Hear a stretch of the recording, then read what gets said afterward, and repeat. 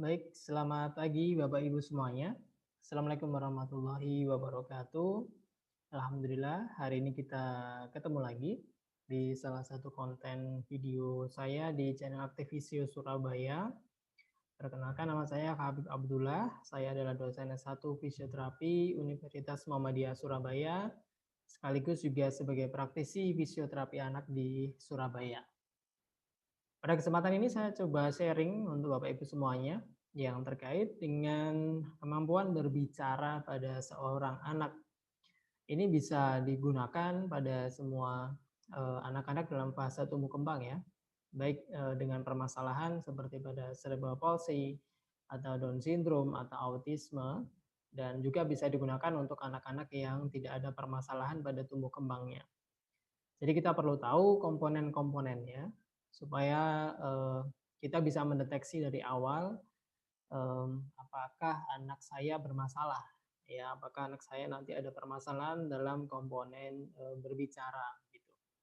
Karena berbicara ini komponen tumbuh kembang juga ya, selain motorik kasar, selain motorik halus ya, dan juga interaksi sosial, berbicara dan berkomunikasi ini menjadi salah satu faktor juga yang harus kita perhatikan ya.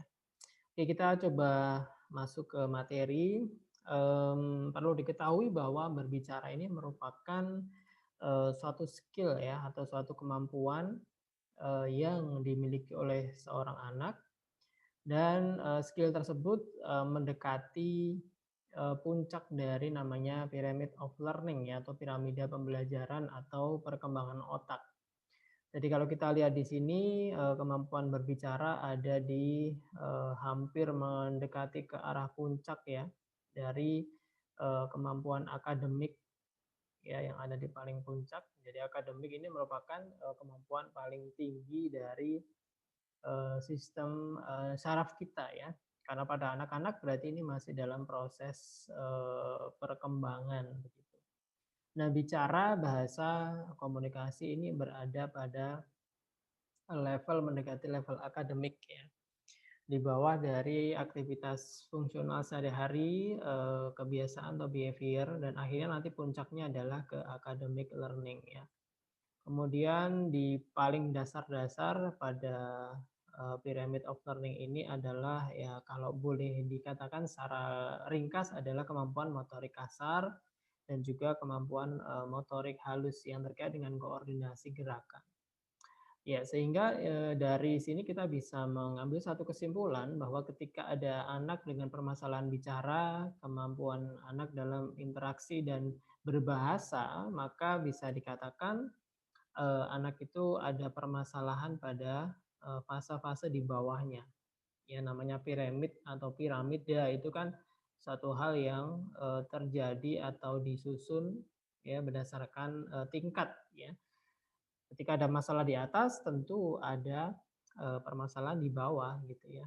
Ketika bangunan yang atas ini goyah, maka yang bisa di analogikan atau kita bisa analisa adalah ada bagian di bawah piramid yang mengalami permasalahan juga. Ya, nanti akan coba saya singgung secara sederhana gitu ya.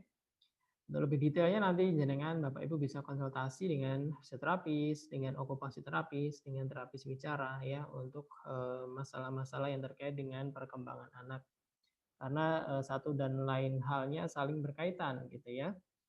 Fisioterapi penting, okupasi terapi juga penting, terapis bicara juga penting karena masing-masing punya skill keilmuan yang beda-beda ya, dan semuanya saling terkait dalam pyramid of learning ini. Kebanyakan kita kan berorientasi pada academic learning memang ya. Tujuan kita adalah anak itu supaya apa namanya, cerdas ya, ke sekolahnya ada peningkatan kemudahan ya secara akademik ya, makanya dari situ kita harus meruntut ke bawah.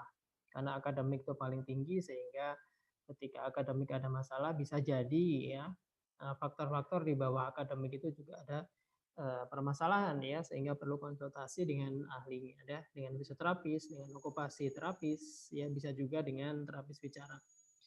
Baik, hari ini kita akan masuk ke materi yang terkait dengan terapi dengan kemampuan bicara ya. Komponennya apa saja, karena ketika kita tahu komponennya, maka kita bisa dari awal sudah mempersiapkan sudah melakukan pengecekan begitu ya. Karena nanti tadi komponennya saling bertumpuk-tumpuk gitu ya. Kalau bawahnya ada masalah, pasti atasnya nanti ada masalah. Nah, komponen berbicara pada anak ini juga banyak dikeluhkan oleh orang tua, baik dengan gangguan otak maupun tidak. Karena dewasa ini banyak sekali gangguan anak-anak yang keterlambatan bicara. Faktornya cukup banyak, ya nanti kita bisa bedah satu-satu kira-kira ada di mana ya putra-putri kita saat ini. Ada 3 faktor kalau boleh saya bilang di sini, ya sesuai dengan apa yang saya alami sebagai seorang fisioterapis anak, menemui dengan berbagai macam kondisi pasien. Ada 3 faktor yang bisa saya kelompokkan di sini, ada faktor mekanik, ini terkait dengan kekuatan. Kekuatan apa? Kekuatan otot ya. Karena bicara berarti butuh kekuatan otot mulut ya, kemudian rahang. Yang penting juga adalah otot nafas ya dan juga postur atau tengah tubuhnya. Ya, karena ketika anak itu duduknya nggak tegak misalkan, maka mekanika tadi akan terganggu. Ya, mengunyahnya ada masalah, menelahnya ada masalah, ya nafasnya juga tidak panjang dan seterusnya. Lalu ada komponen non mekanik, itu sistem saraf ya. Kalau dari awal sudah ada masalah di sistem saraf ya harus segera aware, harus segera banyak berkonsultasi dan berdiskusi. Karena saraf adalah pusat pengontrolnya ya, pusat pengontrol tadi pyramid of learning tadi. Ketika ada masalah dari awal segera mungkin harus segera dipantau ya perkembangan dari anak-anak kita. Sistem saraf di sini nanti terkait dengan gerakan, kemudian terkait dengan atensi, kontak mata, kemudian kemampuan anak untuk mendengar ya. Itu semua masuk di sistem saraf. Kemudian yang ketiga adalah lingkungan. Ya, lingkungan ini adalah yang terkait dengan perilaku orang-orang di sekitar anak ya, termasuk orang tua, pengasuh, kakek, nenek ya, dan juga benda-benda yang tidak hidup ya seperti televisi, gadget ya. Itu juga pengaruh juga ya nanti untuk perkembangan bicara pada seorang anak. Saya akan bahas secara keseluruhan dari mekanika sampai lingkungan ya, nanti kita akan simpulkan di belakang. Oke, yang pertama tentang mekanika dulu ya. Mekanika yang awal. Jadi kita akan runtut dari bayi itu lahir. Ya, kita akan runtut dari bayi lahir sampai mungkin usia 1 sampai 2 tahun. Ya, pada saat kita lahir, pada saat bayi lahir, maka yang harus kita cek adalah menangis atau tidak. Ya, apakah bayi menangis atau tidak. Yang kedua adalah keras atau tidak. Ya, menangis ini sangat penting sekali. Yang pertama untuk uptake atau intake oksigennya ya. Otak harus segera dimasuki dengan oksigen lewat tangisan ya, karena menangis pasti membutuhkan tarikan nafas yang cukup banyak. Kemudian keras atau tidak ya nanti terkait dengan oksigen juga ya, dan juga nanti latihan dalam kontrol nafas dan juga pita suaranya. Jadi kalau dari awal bayi ada masalah di bersuaranya, bersuara di fase awal yaitu menangis, yaitu harus dari awal sudah aware gitu ya. Kadang-kadang nangis juga penting ya, setelah bayi lahir nangis kadang juga penting untuk pengolahan nafasnya, koordinasi nafasnya, kemudian untuk suara karena suara awal itu kan dengan tangisan gitu ya. Jadi kalau bayi jarang menangis ya kadang-kadang kita butuh porsi, kasihkan porsi bayi tersebut untuk menangis juga ya. Ada beberapa saat dibiarkan ya supaya otot-otot nafasnya bekerja dengan bagus atau diafragma, kemudian tarik nafas, hembus nafasnya, kemudian mengeluarkan suara itu juga penting untuk dilakukan ya. Ini harus dilihat pada saat lahir dan seterusnya ya sampai fase-fase setelahnya karena menangis itu sangat penting untuk melatih komponen mekanik ya, komponen nafas ya, kemudian nanti otot diafragma itu juga untuk otot postur ya, jadi cukup kompleks sekali. Setelah menangis atau enggak, kita cek namanya refleks primitif ya pada area bibir atau oral dari si bayi. Refleks ini sangat penting sekali nanti untuk persiapan mekanika feeding atau makan ya. Karena berbicara itu butuh mulut, butuh lidah, butuh rahang ya untuk buka, nutup ya, untuk tarik nafas. Maka yang pertama berkembang di bayi setelah lahir adalah refleks mencari puting ibu ya, kemudian mengenyot. Setelah mengenyot dia akan menghisap ASI dan menelannya. Nah, ini jadi satu kesatuan. Sangat terkait ya nanti anak dengan kelemahan mengenyot puting susu, kemampuan dia menelannya juga lemah, gampang tersedak, ya berarti tidak ada koordinasi yang baik antara bernafas dengan menelan. Jadi bernafas dengan menelan itu cukup penting sekali untuk intake nutrisi, selain untuk nutrisinya dia juga nanti untuk persiapan ya, untuk kekuatan otot rahang, kekuatan manipulasi lidah, bibir, itu nanti akan berkembang di usia selanjutnya ya, di usia 6 bulan ya, untuk perkembangan makan selanjutnya. Ya, jadi cukup harus dicek seperti ini, apakah anak punya kemampuan untuk mencari puting ya, menghisap, menelan, apakah sering tersedak atau enggak. Nah, itu harus diperhatikan dari situ. Lalu umur-umur 3 bulan yang harus kita perhatikan adalah namanya atensi atau kontak mata. Ya, ini sangat terkait dengan sistem sarafnya. Di sini peran ibu sangat besar sekali ya untuk mengenalkan namanya interaksi pada fase awal. Pada saat menyusui, meskipun anak belum melihat, maka ibu sebaiknya ya sering memberikan atensi pada anaknya ya, diajak cerita, diajak bercanda, meskipun anak belum bisa merespon, tetapi itu jadi komponen penting mengenalkan atensi di fase-fase awal. Kalau usia 3 bulan harusnya sudah bisa ya, harusnya sudah saling bisa menatap seperti ini, ada respon balik tersenyum, kemudian ketika ibu tidak bersama si anak bisa dengan mainan-mainan yang berwarna seperti itu. Jadi mainan yang berwarna dan berbunyi itu jadi satu kesatuan penting juga ya, karena nanti ketika anak berbicara itu butuh interaksi, butuh atensi, butuh melihat yang cukup lama ya, sehingga dia bisa berkomunikasi dengan orang lain. Anak-anak dengan gangguan atensi atau atensi pendek ya, baik pada CP, hiperaktif atau autisme itu kesulitan untuk berbicara akhirnya ya, karena memang atensinya sangat pendek ya, sehingga dia belum mengungkapkan apa-apa dia sudah berpindah ke mainan yang lain atau tempat yang lain mungkin. Jadi atensi atau kontak mata bisa dilatih sejak dini dan bisa terlihat di umur 3 bulan nanti interaksi dua arahnya menjadi sangat-sangat kelihatan sekali. Kemudian pendengaran, pendengaran juga penting ya, apakah anak mendengar atau tidak ya, karena pendengaran pastinya nanti akan berkaitan dengan memori bahasa ya. Ketika anak mendengar maka dia memasukkan informasi bahasa yang dia dengar di sekitarnya. Kalau bahasa yang digunakan bahasa Indonesia ya dia memasukkan bahasa Indonesia. Kalau di rumahnya pakai bahasa Jawa dia memasukkan bahasa Jawa dan seterusnya. Jadi telinga ini menjadi komponen pasif di awal ya, anak belum bisa merespon tapi telinga sudah bisa mendengar ya, bahkan sejak dari dalam kandungan pendengaran oleh telinga ini sudah bisa berfungsi, yang artinya sudah bisa menerima, gitu ya, anak sudah menerima berbagai macam informasi suara, ya sehingga dari awal kita bisa cek apakah anak itu merespon dengan adanya mainan-mainan yang berbunyi atau merespon dengan mainan atau suara ibunya. Di beberapa literatur seperti ini di fase-fase awal, ya anak mungkin di awal-awal kelahiran tidak terlalu jelas, tapi di 0 sampai 3 bulan itu biasanya sudah mulai mencari. Ya, kemudian di 4 sampai 6 bulan dia sudah menunjukkan reaksi. Sudah mulai tersenyum, sudah mulai mengeluarkan ekspresi wajah, ya itu pertanda bahwa anak mendengar. Meskipun nanti perlu ketika ada dicurigai anak tidak mendengar ya perlu pemeriksaan lebih lanjut ya dengan tes BERA, dengan beberapa tes pendengaran, nanti akan diketahui frekuensi pendengaran anak itu berada di ambang berapa.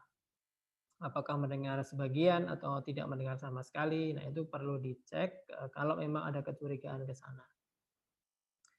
Itu pendengaran, kemudian ya setelah itu umur 6 bulan maka perkembangan oral motornya akan berkembang ya. Ini komponen motor ya, sudah komponen kekuatan otot rahang ya. Otot yang menggerakkan mulut, yang menggerakkan lidah ya untuk melakukan apa ya? Aktivitas makan. Ya, setelah dari lahir dia sudah bisa melakukan aktivitas minum secara refleks gitu ya, mengenyot puting ibu, menghisap, menelan tidak tersedak, maka step selanjutnya adalah dia harus makan. Dengan berbagai macam kebutuhan tekstur ya dan juga tata urutannya, ya Ibu tentu lebih tahu ya bagaimana tekstur yang dikenalkan. Namun di sini saya pesan tentang bau ya. Jadi jarang sekali yang menstimulasi bau. Padahal bau sama rasa itu satu ini ya, satu kesatuan. Jadi ketika kita bisa membawa makanan, maka akan muncul rasa rasa ingin makan, ya tanpa kita sadari ya. Jadi, bayi pun juga seperti itu. Jadi, sebelum makanan ini masuk ke mulut, maka seyogyanya kenalin dulu bau-bauannya kepada bayi. Ya taruh aja di sekitar hidungnya. Ya, tentunya harus bervariasi ya, baik dari bau dan rasa. Ya, bau dan rasa ini jadi kesatuan, memori makanan gitu ya. Bau yang enak, bau yang sedap itu akan membuat, nafsu makan meningkat ya, keinginan makan akan muncul ya. Rasa makanan yang bervariasi juga akan membuat, gerakan-gerakan lidah, rahang, gigi itu juga, lebih banyak variasinya. Karena manis, kecut, asin itu kan beda, yang digerakkan di rahang kita pasti berbeda. Gitu ya. Nah, itu yang perlu dikenalkan ya dengan berbagai macam variasi. Kemudian baru ke tekstur, kalau tekstur tentu sudah diketahui dari awal, tidak boleh terlalu kasar dulu, ada tahapannya ya. Tentu nanti, ibu-ibu semua pasti sudah paham tentang tekstur. Sehingga harus kenalin dulu bau-baunya ya, bau-bau, kemudian baru anak distimulasi untuk menggapai makanan. Jadi tidak pasif, artinya makanan tidak langsung dimasukkan gitu ya. Itu kan modal pasif ya. Jadi anak tidak punya inisiatif untuk makan dengan dari dalam dirinya sendiri ya. Karena bau tidak dikenalin, langsung dimasukkan ke mulut aja. Ya, untuk lebih, sempurnanya kenalin dulu bau-bau, kemudian deketin, ya, anak akan berinisiatif untuk, mengambil makanan itu dengan cara apapun ya, dengan lidahnya menjulur ya, dengan rahangnya maju dan sebagainya. Memang efeknya nanti jadi kotor kemana mana, cuman ini akan meningkatkan, kemampuan otaknya untuk berkembang lebih baik lagi. Nah, dari situ kita nanti akan mengamati bagaimana kekuatan mengunyah anak kita. Apakah mengunyahnya cukup lama gitu ya, tidak mau menelan, harus berjam-jam makannya. Nah, itu nanti pengaruhnya pada, motor atau kekuatan otot rahang kita ya, otot pipi ya, otot-otot wajah, lidah ya. Yang akhirnya apa, anak jadi, lemah di sini nanti. Kalau lemah jadinya drowling atau ngeces ya, kemudian produksi, kata-katanya jadi tidak banyak ya, karena ketika kita mau memproduksi kata itu butuh kekuatan rahang yang luar biasa ya dalam memproduksi, kata-kata yang akan kita keluarin. Ya kemudian, amati juga gerakan lidah dan menelannya apakah sering tersedak ataukah tidak, ya. Untuk detailnya, Ibu bisa lihat di video saya sebelumnya atau mungkin berkonsultasi dengan, fisioterapis atau terapis bicara, gitu ya. Ya intinya adalah memang, harus banyak belajar dari bau rasa ya, sehingga nanti akan kotor di mana-mana, nggak masalah gitu ya. Jadi akan efeknya cukup jauh lebih besar ya dibandingkan pasif kita masukin masukin masukin begitu. Oke, itu adalah oral motor di fase selanjutnya ya setelah anak itu, bisa mengenyot ASI. Lalu yang fisioterapi sekali adalah postur dan motorik kasar. Ya, postur itu tengah tubuh kita. Jadi kalau tengah tubuh kita itu bagus, tegak, lurus ya di tengah, tidak mencong atau tidak membungkuk ya, kebanyakan anak-anak membungkuk ya, bisa anak-anak cerebral palsy, anak Down syndrome atau mungkin anak-anak yang motorik kasarnya terlambat. Itu biasanya banyak membungkuk ya, sehingga membungkuk ini sangat merugikan dalam hal nafas ya, kemudian kekuatan otot-otot pengunyah karena tidak berada di tempatnya kan, karena dibawa ke depan semuanya sehingga nanti sini cenderung lembek.